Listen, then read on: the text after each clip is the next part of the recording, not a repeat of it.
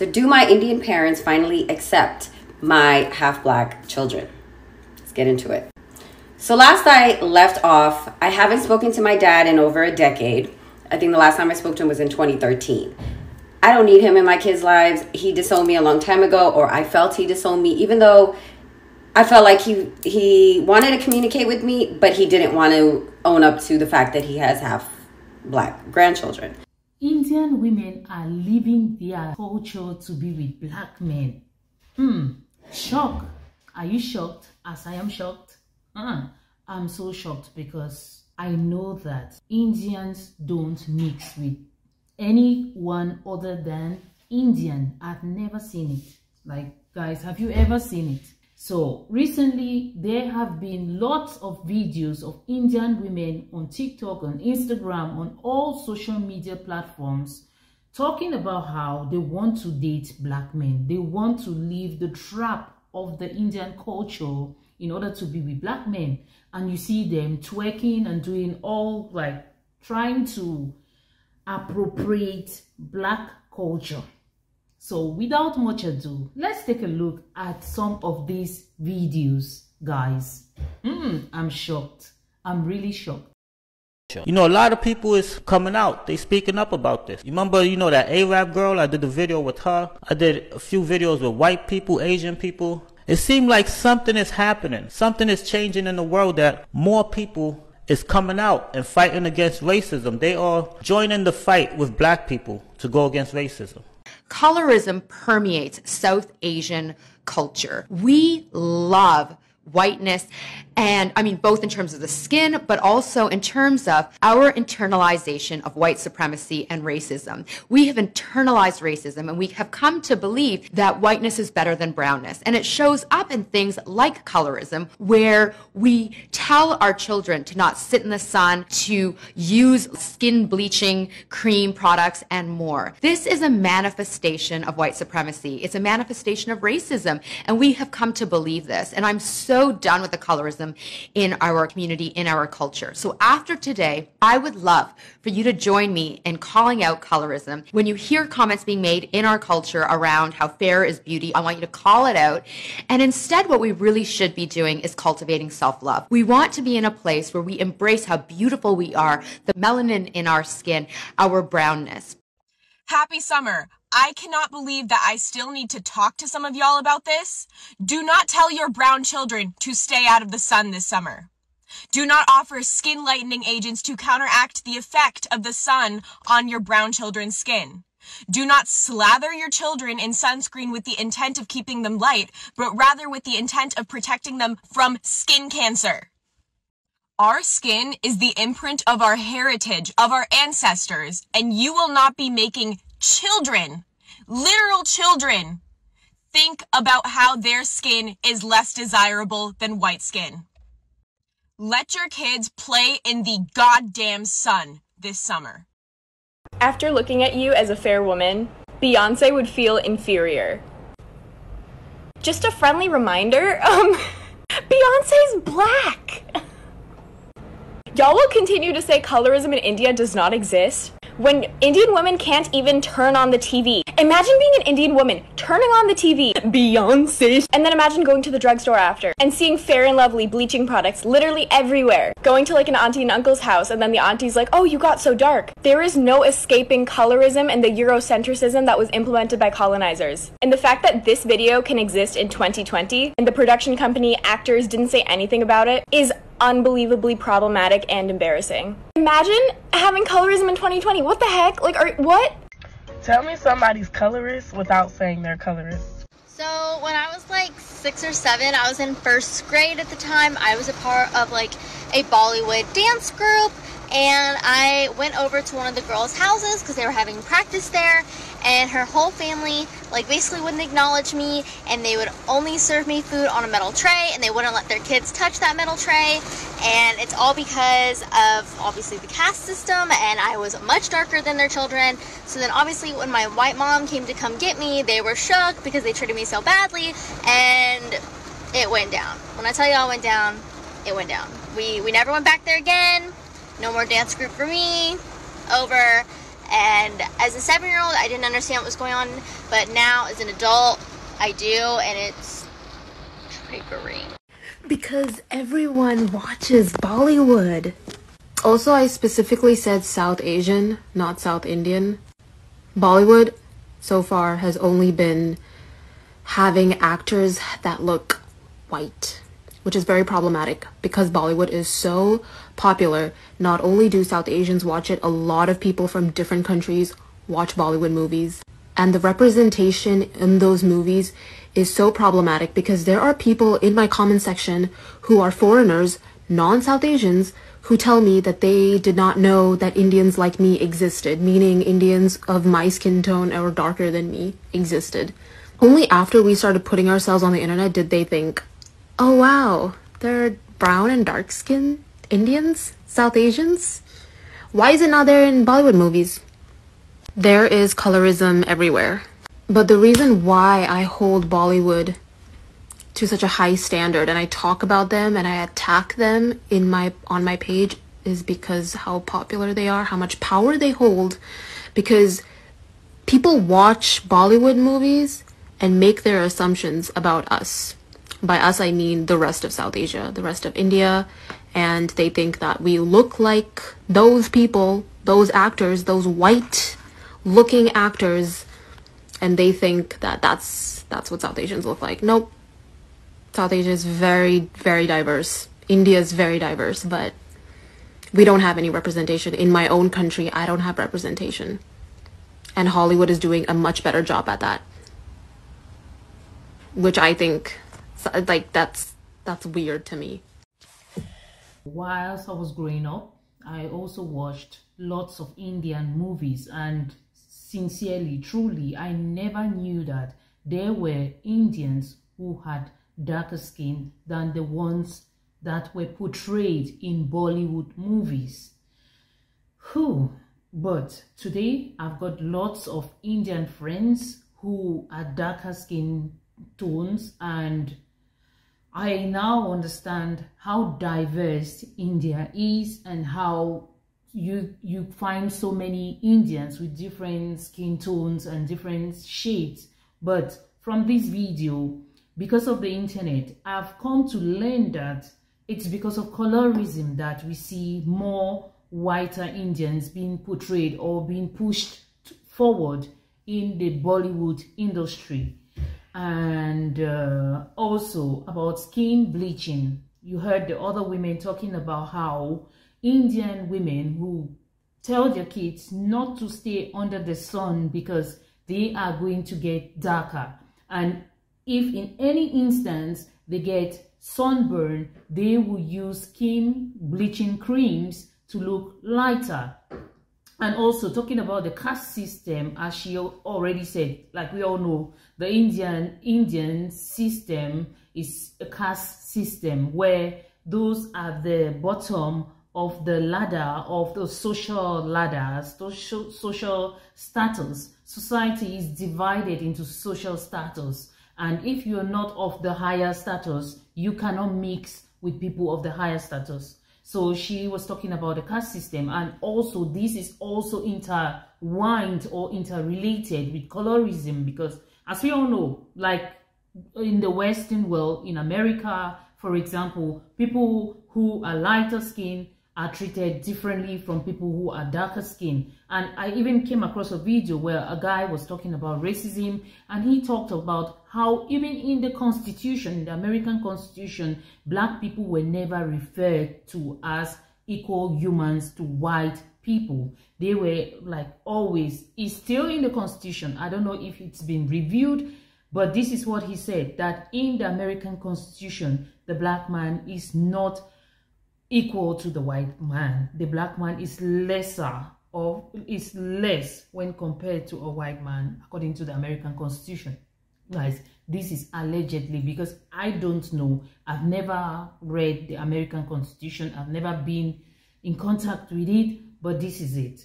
And colorism in the West, colorism in India, colorism in Africa. Even in Africa, you see so many people Africans using bleaching cream because they want to look lighter. And there is this notion that if you look lighter, you will be more appealing and everyone is going to like you. You're going to get contracts, you're going to get jobs, and it's been the case. It has been the case because of the unattainable beauty standards. You know, they create the beauty standards and everyone follow. And if all the models, most of the models, the top models in the top magazines are white, of course, most people from all other races will feel and think that in order to be in a magazine, you need to look lighter. Even in the movies, in order to be in a movie, you need to look lighter. And in India, as she said, it's worse than in America, in Hollywood, because to some extent, Hollywood is diverse. But in India, what is being portrayed by Bollywood, we see only white Indians. Truly, this is 100% true, because I always thought that everyone from India looked like the Indians that I see in Bollywood. So let's continue. I'm probably going to get a lot of backlash for saying this, but I'm going to say it anyway because it's been bothering me. Recently, I've seen a lot of videos on TikTok and Instagram. South Asians asking the British Empire to return the Kohinoor diamond back to India after the Queen passed away. Sari blouses apparently not being a thing, and that they were introduced by the British Empire to cover a woman's modesty. You know, we're pointing fingers at the British Empire for all these things, and yet they left 75 years ago, and we're still holding on to one of the biggest legacies they've left behind: fair skin privilege and colorism. Okay, so I know that colorism did exist in South Asia before they arrived, but let's be very honest, their arrival exacerbated the problem, right? And we're still holding on to that. In fact, it's thriving. Colorism is thriving in India. We're holding on to that. We're holding on to internalized racism. I think it's high time we start looking within and fix those problems first. So do my Indian parents finally accept my half-black children? Let's get into it. So last I left off, I haven't spoken to my dad in over a decade. I think the last time I spoke to him was in 2013. I don't need him in my kids' lives. He disowned me a long time ago, or I felt he disowned me, even though I felt like he wanted to communicate with me, but he didn't want to own up to the fact that he has half-black grandchildren. Love sees no color. What her family done is completely unacceptable. They had disowned her for having mixed children with her black husband. Now, as long as her husband, don't matter the race or the color, as long as he treats her good and respects her, no one should have a problem with that. No one whatsoever. Okay, that's what you think. That's what we say. We just say it, you know, that love doesn't have a color. Guy, we should all know that there are some cultures that don't accept us. If someone doesn't accept you, why are you forcing yourself on them? Why would you try to force yourself on them? I really hate it when people claim to say that love doesn't have a color. I don't see color. I see people. I see humans. No, no, no, no, no. We need to fix this. We need to acknowledge the fact that racism exists and people see color. We need to talk about this. This is a serious topic that we all need to be honest with it. We need to be intentional about this because racism has been with us for a long, long time, and it's been internalized and exacerbated by people's cultures, traditions, and beliefs, you know, up to the point that people don't see a problem with it. And for you to claim that I see love, I don't see color. Come on, guy. Come on. You need to be honest. You don't see it, but other people see it. And the system sees it. The system ensures that it stays that way. So we need to be intentional with the way we are dating. We are the most oppressed group of people. We are so oppressed. But we are the ones who are always trying to make peace. We are always trying to bring truth, you know. We are the ones who are always trying to accept, you know. If someone tells you, shows you who they are, believe them. She said her dad hasn't talked to her for 10 years because she has kids with a black man. And all you have to say is that I don't see color. I see love. No, we see color. We need to start seeing color. We as black people need to start seeing color. Because only when we start seeing color will everyone else understand that they've been discriminating us because of our skin color. You understand? You need to see color because you will not see color, but every other person around you sees color. So you need to be conscious. You need to be aware that people see you and they see your color. Don't say that I don't see color, I see love. I don't see people, I don't see racism. I don't see color, I see people, I see humanity. Of course, of course, of course. But we as black people, especially black men, we need to be intentional about how we date, with who we lay with who we make our offsprings with which culture we intermarried with. We need to be intentional as black people. I have seen so many cases of Indian people, Indian families not wanting their son or their daughter to intermarry with people from other culture, especially black people. And your black people still keep going back there to marry them. What are you looking for that you can't find in your own community, in your own race? What are you all looking for? I'm done. I'm really done with you all. Someone tells you that they don't like you, they don't want you, they don't love you because of the way you look, because of your skin color, and you keep going back to them. Are you desperate? Don't you have self-worth? Don't you know that you are the source? Don't you know that your skin is beautiful? Why are you looking for validation from other cultures, from other races? Why? When they truly have made it clearly that they don't love you, they don't want you. What are you looking for? Guys, what do you think about this? Drop your thoughts in the comment section. I'm really ready to continue this discussion in the comment section. Let's continue in the comment section. He would tell people I'm off somewhere studying. The kids didn't exist. There was no pictures of me in this house. There's no pictures of the kids in this house. Anytime I would see one of his friends, oh, how's school? Bro, I'm married. But anyways, yeah, I don't need that in my life. You'll learn more about my upbringing with my dad and my stepmother in another video. There's a lot there. Anyway, so now let's get into my mom. I tried. Guys, I tried. And I'm like, okay, let's see if she changed. And I would use little triggers to see how she would react. There were 3 things that I'm like, wow, you can still do this to this day? So one was my 21-year-old hurt his Achilles in December. He got hurt. I told Instagram, Facebook, all of that. So my mom follows me on Facebook. So she read it. And I also told my sister, who told my mom. My mom writes me 4 days after it happened. And she was like, she wrote me on Facebook Messenger. She's like, is, Elijah okay? I was like, he's okay. He's in a lot of pain. She wrote me 2 days after that message and gave me a thumbs up emoji. A thumbs up. Okay, whatever. So I decided to visit my sister in Maryland, and because she just had a baby and I wanted to see my nieces. There's 2 of them.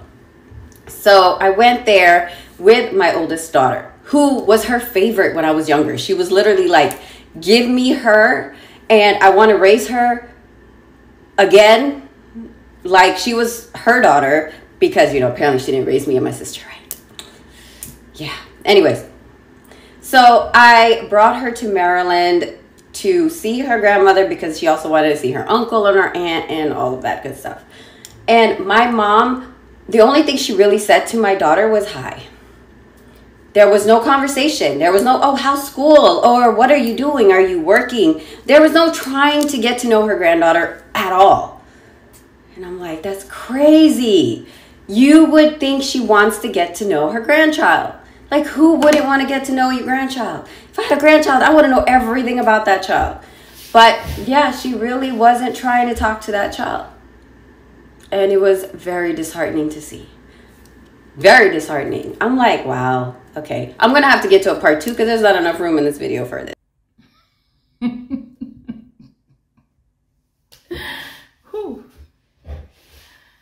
I also had an Indian friend who I met at my job, and she told me that when I got married to my husband, I had never met him before. My marriage was arranged, and this guy used to live abroad. And one day my parents called me and they said they found me a husband, that I need to get ready to get married to my husband.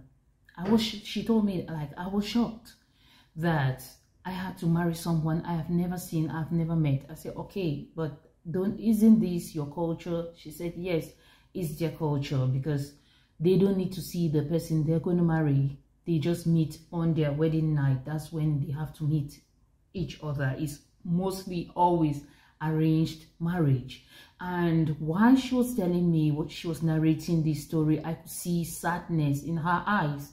And I asked her, like, but do you love your husband? Because she already has a kid with her husband. So I met her when she has already been with this man, her husband, for like 6 years, because her kid is 5 years old.